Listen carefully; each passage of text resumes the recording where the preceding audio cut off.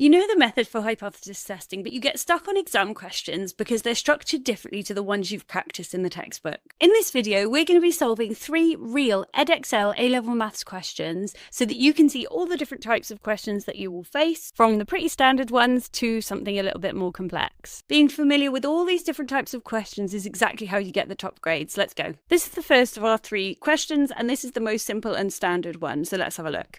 The manufacturer of sweets knows that 8% of the bags of sugar delivered from a supplier A will be damp.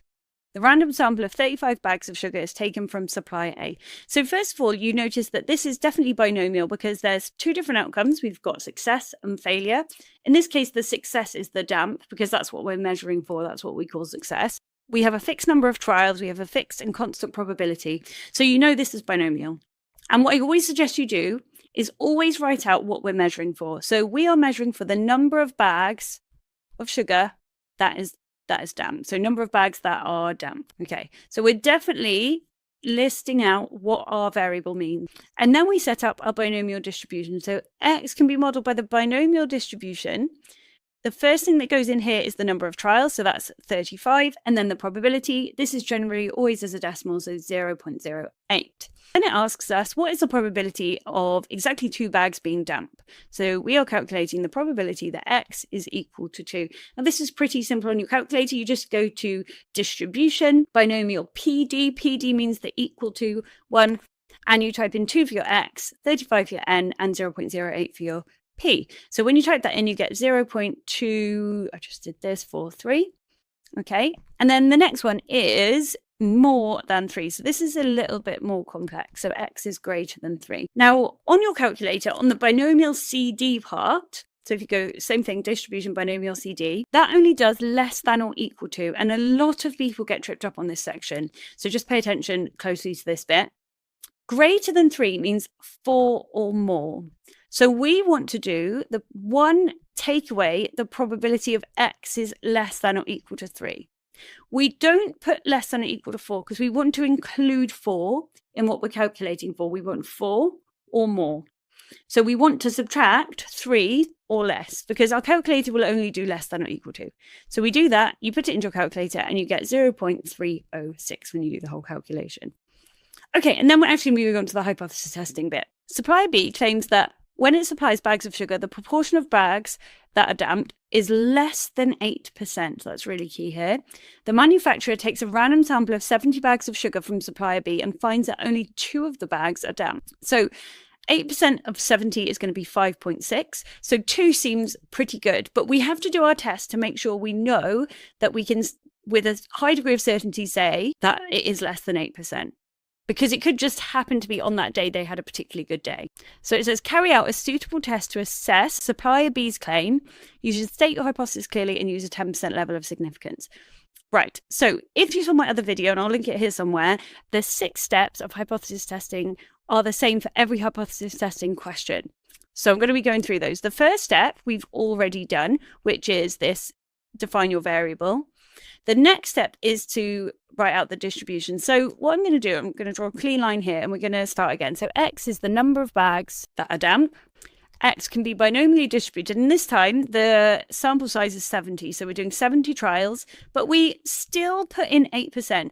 We don't calculate what 2 out of 70 is as a percentage. We start by assuming that the 2 suppliers have the same probability. And then we're testing against that. And what we're testing for here is it being less than 8%. So we've defined our variable, we set up our distribution, then we have to do our hypotheses. Now, we know this is a one-tailed test because we're only looking in one direction. We're looking at less than 8%. So your null hypothesis is always what is in here, what we assume to be true, that they're the same. And then the alternative hypothesis is what we're testing for, the thing we suspect to be true. So in this case, it's less than 0.08. The 4th step is to actually calculate your probability. So always we do cumulative probabilities with hypothesis testing. So we're saying, okay, what is the chance that 2 or fewer bags could have actually come back if it was still an 8% chance? So we put that into our calculator and we calculate it, and that's 0.0740. The fifth step is then to compare it against your significance level. So here it's a 10% significance level. Now the significance level is always in a percentage. So always convert this into a percentage to make it make sense. So that's 7.4%. And we can clearly see that 7.4% is less than 10%. So what this is saying that there's a 7.4% chance that if it was still 8%, we would have got an outcome of 2 or less. So that's quite low. It's not very low, but it's quite a low chance that 2 or less would have come out if that was true. The significance level isn't very strict here. It's 10%. So because that's under 10%, we say, okay, it's so unlikely that we reject what we assume to be true. We reject the null and we go for the alternative. So the final step is to write your conclusion. We can say, first of all, reject the null hypothesis, but this isn't sufficient for all of the marks. You have to say in context. So we need to say here, there is evidence that supplier B has a lower proportion of damp sugar bags. And that's it, a fairly easy 7 marks. Okay, so this next question is a different type of question because we're now going to be finding the critical region and then seeing if our outcome falls within that. Past information shows that 25% of adults in a large population have a particular allergy.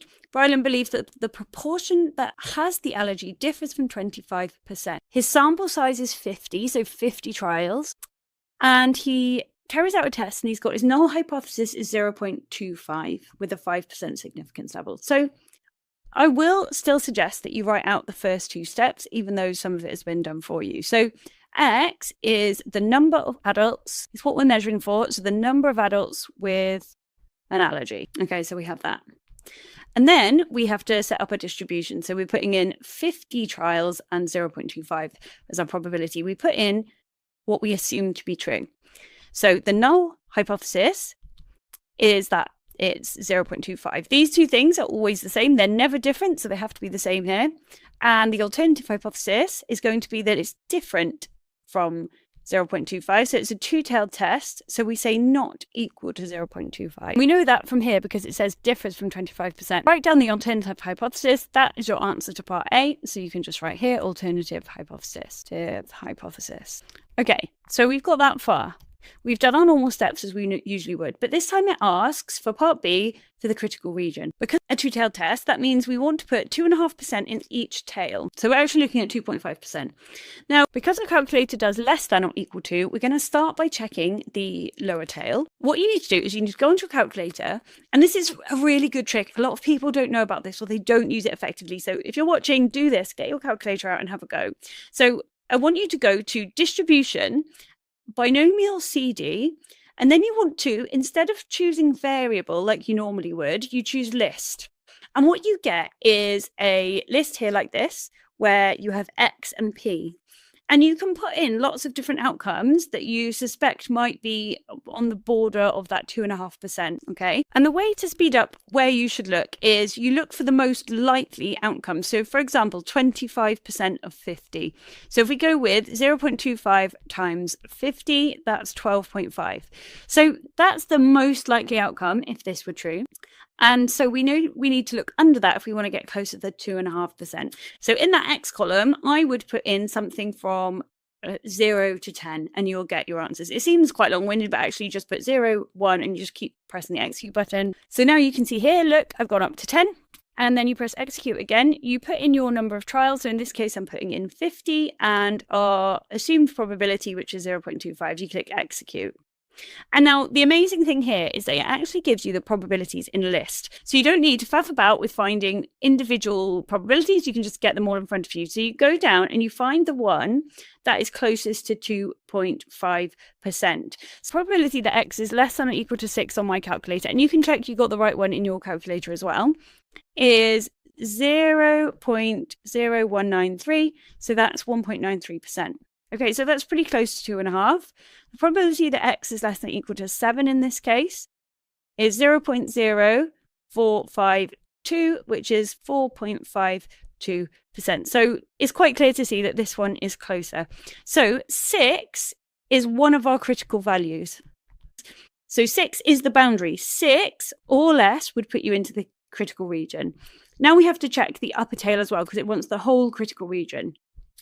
So again, we know 12.5 is the most likely outcome. So what I'm going to do is I'm going to go back to my binomial CD list, and I'm not going to start at 0. I'm going to start at 15 and work my way up to maybe 20, 25. I get some probabilities that obviously look like they're in the 90s. So we know we want to get close to that 97%. So if I want to find the critical value, actually I have to go, okay, so the probability that x is greater than or equal to 20 is 1 minus this 19 probability. So if I want 20 or more, I have to take 19 away from it. So I have to do 1 minus 0.986, which comes out as 0.014. Okay, so that's our 1.4%. So that's not that close to 2.5%. So let's try probability of x is greater than or equal to 19. So to get greater than or equal to 19, we've got to take away 18 because we want 19 or more. So we've got to subtract 18. So 1 minus 0.9712 is 0.0288. So this one is clearly closer than this one. So we've got another critical value. So 19 is our other critical value. So now we just have to state that as a critical region. So we just need to state that the critical region for this test is going to be x is less than or equal to 6, or x is greater than or equal to 19, because those were our two critical values. So if any of the outcomes of the sample are lower than or equal to 6 or greater than or equal to 19, that would mean we would reject. Okay, so we've got that. We've done the hard bit. So then let's have a look at part C. State the actual probability of incorrectly rejecting H0 for this test. So what they're saying is, what is the actual probability of these combined? So we have to do 0.0288 plus our less than or equal to 6 was 0.0193. So we add those together and we get 0.481. So the actual probability that we might incorrectly reject the null hypothesis is 4.81%, because in those regions, it doesn't definitely mean that we were wrong about our 25%. It just means they're really, really unlikely. So there's only a 4.81% chance that we could land in either of those sections, even if that thing we assumed to be true was true. And now part D. So this last part, now we've done all the hard part with the critical region, is just comparing it to the critical region. So Ryland finds that 10 of the adults in his sample have the allergy. State the conclusion of the test. So you can clearly see that 10 does not fall in the critical region. It's in between these two values instead of sitting in these unlikely ones. So we have to say we do not reject the null. Okay, and you can say there isn't enough evidence that the number of allergies differs from 25%. Okay, so here is the last and the hardest question that we're going to be going through. It is a little bit sneaky, especially when you get down here. But before I do that, I'm just going to quickly talk to you about my A-level maths study club. So if you ever find yourself wondering why you find it so hard to go from practicing the textbook questions, understanding the content in class, to actually applying it in the exam situations, then the study club might just be for you. So I created this to bridge that gap. The study club is an online community where we have one live masterclass per week, where we dissect a particular topic and we really go through all the different types of exam questions that you could see and exactly how to tackle them. Once a week, also, there is a Q&A evening where you can post any question you like, and I will personally answer that question, either with a little comment if it's an easy question, or if it's a bit of a longer one, I'll send you a video reply. There'll also be a community area where you can share with other students what you're working on, ask questions and get the help you need. So if that sounds like something that would be helpful to you, take a look at the link in the description and it'll take you to the page. I hope to see you there on the next call. Right, let's get back into the video. So this last difficult question. Africa works in a call centre. She assumes that calls are independent and knows from past experience that on each sales call she makes, there's a probability of 1/6 that is successful. So our probability of success is a 6. The number of trials is 9. So each time she does it, it's the same probability. There's your alarm bells to say, okay, this is binomial. And so what we're going to do is the same thing we always do, which is define our variable. So x is the number of successful sales calls. And then we're going to set up our distribution. So sample size 9, probability is 6. Sometimes it's a fraction if the decimal like a 6th is not that nice. And that at least 3. So this is where some people get stuck. What does at least 3 mean? So at least 3 means 3 or more. So we want to calculate the probability that x is greater than or equal to 3. Our calculator, as we know, only does less than. So we are going to do 1 minus the probability of x is less than or equal to 2. We are not putting 3 there because we actually want to include 3 in our calculation. So we subtract 2 or fewer. So you go on your calculator and do that. So that comes out as 0.8217. So we subtract it from 1, and that comes out as 0.1783. So 2 marks. I think that's a pretty easy 2 marks if you know how to do this. But if you're not sure, make sure you're always subtracting what you don't want. We do want to include 3, so we don't want 2 or fewer. Okay, that's part A. The probability of Africa making a successful sales call is the same each day. Africa makes 9 calls on each of the 5 different days. So every single day of the week, she makes 9 calls. Calculate the probability that at least 3 of the sales will be successful on exactly one of these days. This is where it gets confusing. We're not measuring the same thing anymore. So we already calculated this. This is what you should be thinking. I'm going to pull from above here. So the probability of success, and I'm just writing that as clearly here, is 0.1783. That's our probability of success because we're now defining success as making 3 or more sales calls, successful sales calls, a day. That we're taking that from there and saying, okay, that's the probability on a given day that we get 3 or more. We're going to forget about the 9 now. We're just thinking about 5 trials. Okay, so our n is 5 different days that we're looking at with this probability on each day. So you're setting up a new distribution. Let's use y. It's still binomial because it's a fixed probability, and we're going to put 5 and 0.1783. So now it's pretty easy. We just have to say probability that y is equal to 1. I say it's pretty easy. To put this in is easy. To get this understanding here is pretty hard. Okay, we use what we got from the trials we did here and the probability calculation we did here to inform us that on any given one of our 5 days, this is now our probability of success. We're measuring something different. I know I'm going on about that point, but it's really, really important. Okay, so you put this into your calculator and that comes out as 0.402. Okay, so there's a 40.2% chance that on any given day, she makes 3 or more successful sales calls. And that comes out as 0.4064 as the probability of 1, and that would get you the 2 marks. So that is the more complicated bit here, knowing how to translate this. Let's move on to part C. So here it says, Rowan works in the same call center as Africa and believes he is more successful than her. Okay, this is key, more successful. That you must be thinking here, one-tailed test, because we're only looking in one direction. To check Rowan's belief, Africa monitors the next 35 sales calls Rowan makes and finds that 11 of them are successful. So we do the same thing here. We set up our distribution. Now we say we are measuring what X is. In this case, we're doing it for Rowan. So we're saying the number of successful sales calls. And actually, over here, what we probably should have done is written what our Y means. So in this part B, our Y means we set up a distribution. So X is binomially distributed. There are 35 trials. And what we're doing is we're taking an assumed probability. So we're going to assume they are the same, okay? And then we're going to test against that to see if Rowan is actually more successful. So our null hypothesis, as always, is the same as what we put here.